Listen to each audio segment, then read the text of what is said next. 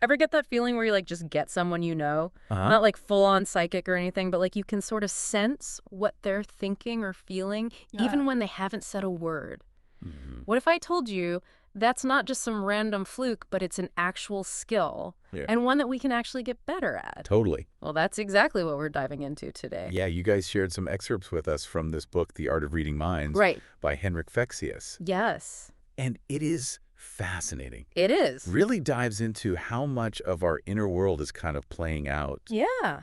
through our bodies and actions. So this deep dive is all about cracking that code, you know, Absolutely. that silent language. Yeah. How our thoughts and emotions actually become physical Mm-hmm. and how we can learn to read those signals both in ourselves and the people around us. Become more attuned? More attuned. Yeah, for sure. So, They think of it as like a people skills upgrade. yeah. Maybe even like a little sneak peek into what's really going on in other people's minds. I like that sneak peek. Right. Yeah. And that's useful for everyone, right? For sure. Whether you're trying to figure out some tricky situation at work or connect better with family or friends, Yeah.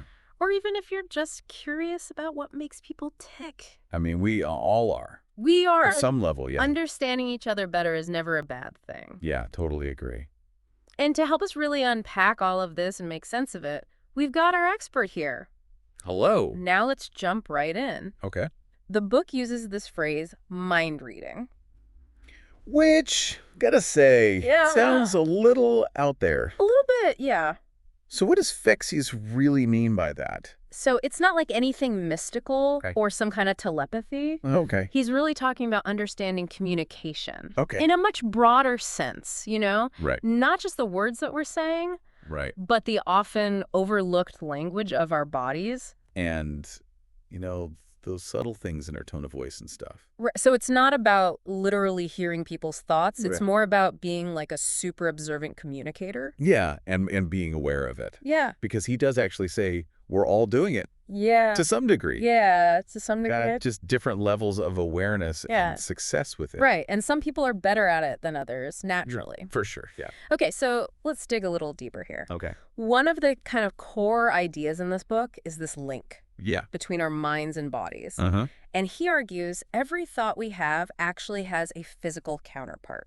100%.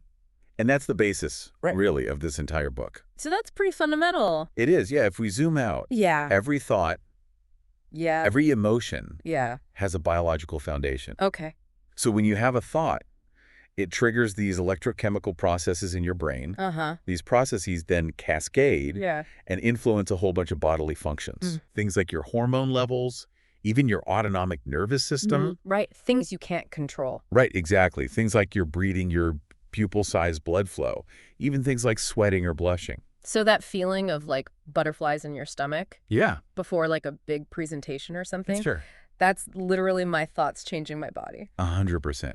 Yeah. And Fexeus gives some really good examples. Okay. Fear, for example, triggers your mouth to dry up, Oh, yeah. and it redirects blood flow to your leg muscles, Just run away. preparing you to run away. Oh, wow. And even something like, thinking about romance Yeah. can lead to obvious physical responses. Oh, yeah, for sure. What he really emphasizes is that even when it's really subtle, Okay. like too small to see with the naked eye, Yeah. it's always happening. So it's always happening. There's always some physical response to every single thought we have. Exactly. Wow. Okay. But then he flips the script He does. and says our bodies can actually influence our minds. That's where that whole clench your jaw experiment comes in, right? Exactly. I thought that was pretty surprising. It's a great illustration of how the mind and body are actually a two-way street. Okay. So by simply clenching your jaw, Okay. lowering your eyebrows slightly, Uh-huh. maintaining steady eye contact, Yeah. and clenching your fists for a short period, Yeah. a lot of people actually report starting to feel anger. But why, though? It's just muscles tensing up? Well, what's really cool is that these actions mimic what we naturally do when we really are angry. Oh. So you're kind of tricking your nervous system into thinking that you're angry. Oh, I see. By activating these specific muscle groups, you're sending that signal. So it's like a feedback loop. It is a feedback loop, exactly. Wow. And then it triggers that feeling of anger. And even those physical things like increased heart rate blood flow to your hands. So it's not just our bodies responding to our thoughts. No. They're actually feeding back into how we're feeling. 100%. Wow. Okay, so he even says, forget Descartes. Forget Descartes. Who was all about that separation of mind and body. Right, like this hard line between them. Yeah. Yeah, he's saying, no, it's all one system. So it's all interconnected? Yeah, you can't really separate them. Okay, this leads nicely into this idea of like unconscious communication. Yeah. He says we're constantly sending out signals Yes. with our whole being, even when we don't realize it. It's a really interesting question. How much are we communicating without even saying a word? Right.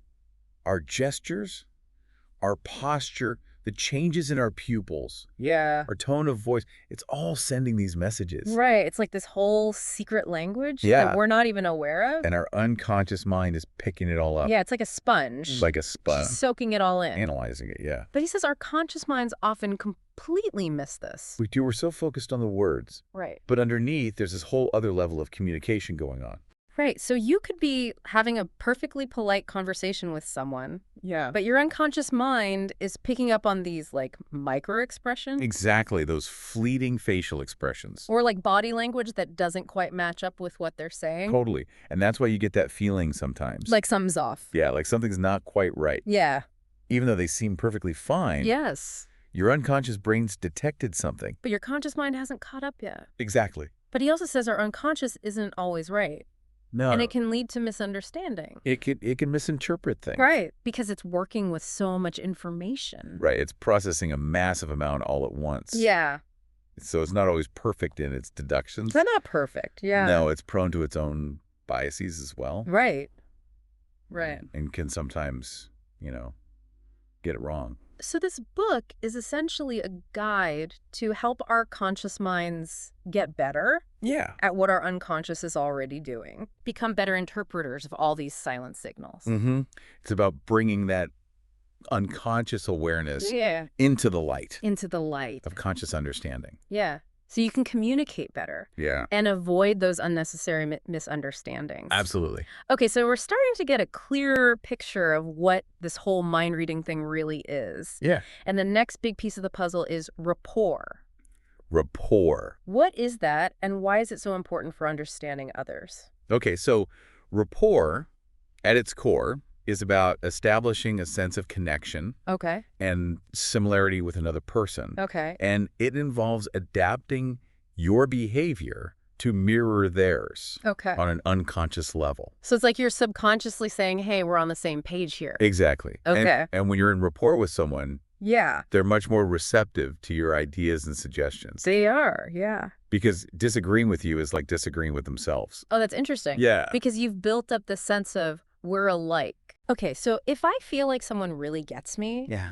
I'm much more likely to be open to what they have to say. Yeah. He also talks about this idea of leading in rapport, Yes. gently guiding someone towards a more positive mental state. Yeah. Once you've established that connection, Yeah. that sense of rapport, Yeah. you can subtly kind of guide them Oh, okay. to a better place. So it's a kind of influence, It is a kind of influence. but it's not manipulation. It's not about tricking people. Right. It's about creating that environment Yeah. where understanding can happen. Okay. He says even the best rapport won't make a bad idea good. Right. It's not magic. No. Okay, so he gives lots of examples of where rapport is useful, Tons. like from family stuff to the workplace. Yeah, like imagine trying to really understand your partner. Yeah. Or connect with teenagers. Oh, yeah. Teenagers are tough. They can be. Yeah. Or even dealing with like difficult customer service interactions. Oh, yeah, for sure. In a work setting, it can be really useful for negotiating, Uh-huh. leadership, Innovation. Yeah, all of that. He makes this point that in today's world, Yeah. where work is more collaborative, Mm-hmm. rapport is almost more important than just having the technical skills. It's not enough just to know your stuff. Right, you have to be able to connect with people. Exactly. You need those people skills. And he uses that analogy of learning to ride a bike Yeah. to illustrate how we can master rapport. Those 4 stages of learning, Yeah. like at first it's all awkward and clunky. Like riding a bike, you're wobbling all over the place. Exactly. Yeah. But with practice, Yeah. it becomes natural. You don't even think about it. Yeah, it's like second nature. Now, when it comes to those nonverbal cues, Yeah. Body language is huge. Huge. But he cautions against those, like, super simplistic interpretations. Yeah, like crossed arms always meaning someone's closed off. Right, or like fidgeting means they're lying. It's not that simple. Yeah. You got to avoid those dictionary-style interpretations. Our bodies are constantly communicating. Right. And one gesture can have multiple meanings. So crossed arms could mean they're defensive, but it could also just mean they're cold. Exactly. Or that's how they like to sit. Or they have a sore shoulder. Who knows? You have to look at the whole picture. Context is everything. Right. Are their arms tense or relaxed? What's their facial expression like? What's the tone of the conversation? Yeah. Is it a heated debate? Right. Is the room freezing cold? All of that matters. But there are some things we can look for. There are. Like changes in skin tone or pupil dilation. Those are often involuntary. Okay. So they can give us clues. So like if someone gets paler. Yeah.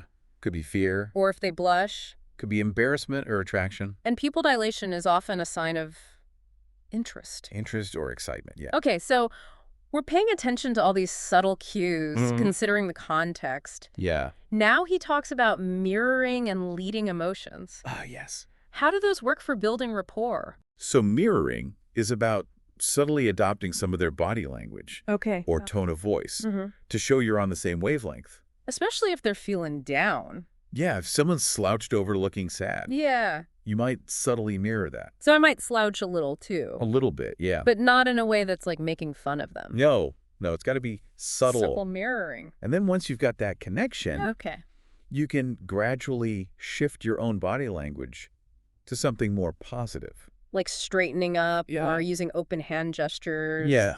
Smiling. See if they follow your lead. So it's like a gentle nudge towards a better mood. Exactly. But he specifically says not to do this with someone who's grieving. Right. Grief is a natural process. Yeah. It's important to allow people to grieve. Don't try to like cheer them up right away. This technique is more for those everyday moments of feeling down, Okay. Yeah, that makes sense. not deep sorrow. He also suggests some exercises, He does. like watching couples in restaurants. Yeah. See who's mirroring who. Or noticing people sitting the same way on the bus. Could be a sign they know each other. Interesting. And for shy people, Yes. he suggests mirroring people on TV. Yeah. Talk show guests. Like practice your mirroring skills. in a safe environment. Without feeling self-conscious. Yeah. He says that initial awkwardness will fade with practice. Yeah. Like any new skill. So Exactly. you just got to keep practicing. I'm practicing. Okay, so body language is one tool. Yeah. But he says our voice is another powerful tool for rapport. Oh, absolutely. So how can we use our voices to connect better? It's about subtle adjustments. Okay. Not full-on imitation. Right. That'd be weird. Yeah. But matching certain qualities. Like what specifically? Tempo is a big one. Tempo. The speed at which you speak. Okay. Also strength and volume. So if someone's speaking softly, Yeah. I might lower my voice a bit too. Exactly. But tempo is really key. Yeah, he even mentions a study where matching tempo in telemarketing increased sales by almost 30%. Wow. It's because we tend to speak Yeah. at a similar pace to how we think. Right. So matching tempo is like getting in sync Oh, that makes sense. with their thinking. Wow. Yeah. Okay, so beyond the sound of our voice, Yeah. he talks about adapting our actual language. Yeah. Word choices. Mhm. Even those little filler words. Like or it's about subtly matching their style. So if someone uses a lot of slang, Yeah. I might use a little more slang too. Exactly. Not in a way that feels forced. No, it's got to be natural. And he talks about these trance words. Ah, yes. Milton Yeah. Erickson's concept. Yeah, those favorite words people use all the time. Yeah. He says using those words Yeah. can create a really strong connection. Like you're speaking their language. Oh, wow. Okay, and he has this energy exercise. Oh, yeah. Where he says, acting like you have more energy Yeah. actually give you more energy. It's that mind-body connection again. Yeah, right. Fake it till you make it. Exactly. Now he gets into some really interesting strategies Yes. for influencing how people see things, like framing and the power of and versus but. These are more subtle persuasion techniques. Okay. Framing is about presenting an idea Yeah. in a way that aligns with their existing beliefs. So it's more appealing to them. Right. He uses the example of Shakespeare's Julius Caesar, Oh, okay. where Brutus starts by agreeing with the crowd Yeah. before presenting his opposing view. Smart. Yeah, it's about making them feel understood. So they're more open to what you have to say. Exactly. And the and versus but thing. Yeah. Just changing one word. Can make a huge difference. He gave that example about healthcare and taxes. Yeah. But creates opposition. Yeah, it negates what came before. Well, and connects the ideas. It presents them as linked. Even if they seem contradictory, it makes them more agreeable. More palatable. Wow. Okay, so once we're trying to build rapport, how do we know if it's actually working? Good question. He talks about testing and maintaining it. Yeah, you can test it by subtly changing your body language. Okay. Or tempo. Uh-huh. See if they follow. Like a little experiment. In good rapport, there's this back and forth. Like a dance. Of leading and following. And if they don't follow, you go back to mirror. Reestablish the connection. Exactly. He also talks about understanding someone's focus. Yes. By seeing where they're looking. Where their attention is directed. Right. And he even interprets leg positions. So, yeah, like how they're sitting. It can give you clues about their comfort level. So, like, feet planted on the ground means... Could mean confidence. Okay. Or engagement. That one leg tucked under. Might suggest unease. Or wanting to withdraw. Yeah. Okay, then there's the pupils. The windows to the soul. He says they're a big giveaway for interest. Pupil dilation is involuntary. You can't control it. Nope. It's controlled by the autonomic nervous system. So it's a genuine response. Dilated pupils often mean interest. Okay. Excitement. Even attraction. Oh. He mentions carpet sellers. Carpet sellers. Trying to spot dilated pupils in customers. To see if they're really interested. Yeah, and poker players hiding their eyes. So no one can read their pupils. Exactly. He even mentions that study. The Eckhart-Hess study. Where men found women with dilated pupils more attractive. Even though they didn't consciously notice it. Wow. So it's like a subconscious signal. It is. And it ties into that idea that we like people who like us. Right. And dilated pupils can be a sign of that liking. Okay, so we've covered a lot of external observations. We have. But the book goes deeper. It does. Trying to understand people's thoughts. Yeah, their internal world. How they process information. He quotes Milton Erickson here. Okay. About changing your approach if what you're doing isn't working. Right, so be adaptable. Exactly. And that leads into the EAC model, which is all about our sensory preferences. Visual, auditory, kinesthetic. Right, whether we think in pictures, visual, auditory, things, and movement. Kinesthetic. He even mentions taste and smell being grouped with kinesthetic. Yeah, and the neutral or logical thinkers. Okay, so understanding someone's primary sense can really help you communicate better. Because you can tailor your language to them. Exactly. So for a visual person, you'd use more descriptive language. Talk about what things look like. For an auditory person, you talk about sounds. Ask if they want to hear more about something. And for kinesthetic, you'd emphasize feelings and actions. Ask if something feels right. Exactly. And even your tempo can match their sense. Faster for visuals, slower for kinesthetics. And somewhere in between for auditory. Yeah, he even mentions mirroring eye movements. To connect with their thought process. Like visuals often look up and to the right when remembering. Wow, so much to pay attention to. It is. But he also emphasizes the importance of emotions. Emotions are huge. Right. They affect how we think and see the world. And just like everything else we've talked about, yeah, emotions can be observed. He presents this theory of emotions as being like survival mechanisms. Those quick automatic responses that kept us alive. Back in the caveman days. Exactly. So like a caveman sees a saber-toothed tiger. Yeah. He doesn't have time to think it through. He needs to react instantly. Right. So fear kicks in. And triggers all those physical changes. Like help him fight or flee. Adrenaline pumping, heart racing, ready for action.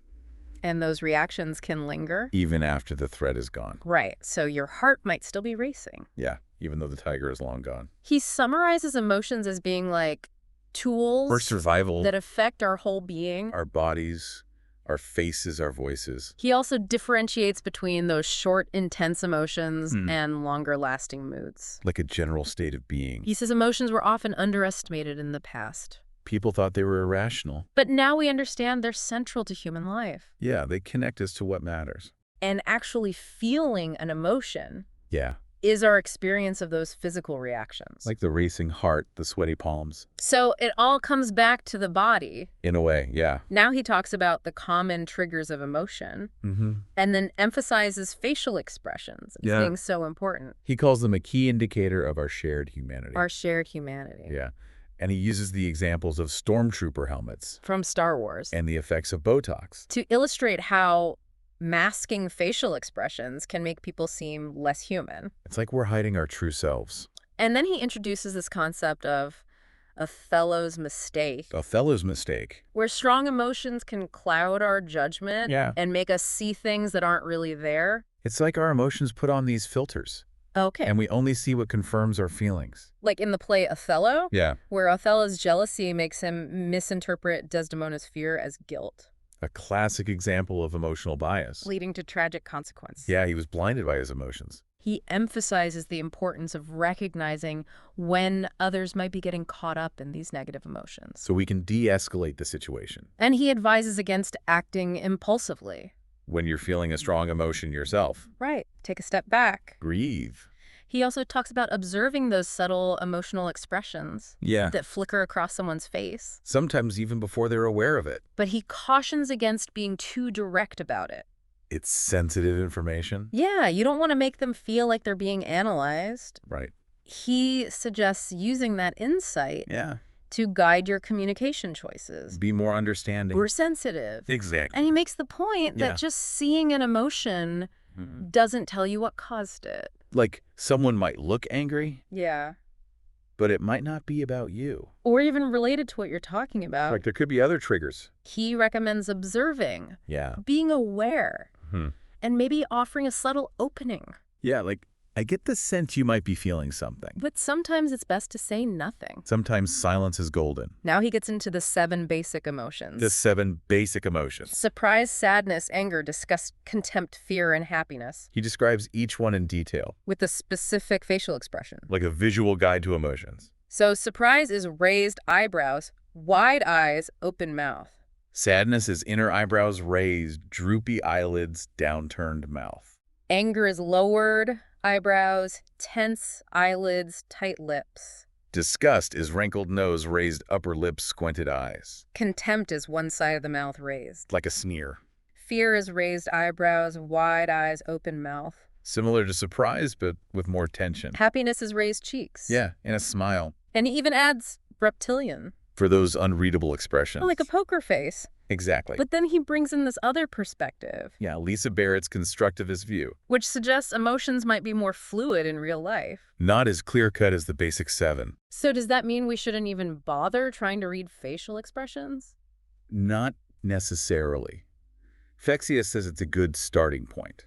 Okay. Like a simplified model. Okay. It's useful, but remember, real life is more complex. So it's a foundation, but we need to be aware of the nuances. Exactly. So what do we do when we see these subtle expressions? First, stay calm yourself. Don't get caught up in their emotions. He quotes Darwin here about how strong emotions can be overwhelming. Right. And remember, you don't know if they want you to notice. Okay, so be mindful. And consider the context. If it's early in the conversation. It might be a pre-existing emotion. Then he gives suggestions for responding to different emotions. Like sadness, anger, disgust. For sadness, offer support and listen. For anger, give space and try to understand. For disgust, tread carefully. Ask if they feel mistreated. Contempt can be tricky. Especially if it's directed at you. He suggests disengaging or having someone else present your ideas. Yeah. If it's from a sense of inferiority, be extra mindful. He tells that story about misreading the managing director. Yeah, because he was so focused on his visual presentation. And didn't realize the guy was kinesthetic. He had to completely shift his approach. Mirror his slower tempo. Emphasize the tangible aspects. It's a good reminder to pay attention to the other person. Not just your own agenda. And he says it's never too late to establish rapport. Even if you start off on the wrong foot. Okay, so we're getting better at observing, understanding emotions, recognizing sensory preferences. But now let's talk about lying. Detecting deception. The ultimate mind-reading skill. So how do we spot a liar? Well, first understand that lying is a process. Okay. It involves making false claims. Right. And concealing true feelings. So it's not just about the words. Exactly. He says verbal lies are the easiest. Followed by facial expressions. And body language is the hardest to control. So we should be paying more attention to nonverbal cues. Than just their words. Yeah. But we often detect stress or nervousness. More than the lie itself. So someone might be stressed. But not actually lying. Right, or they could be.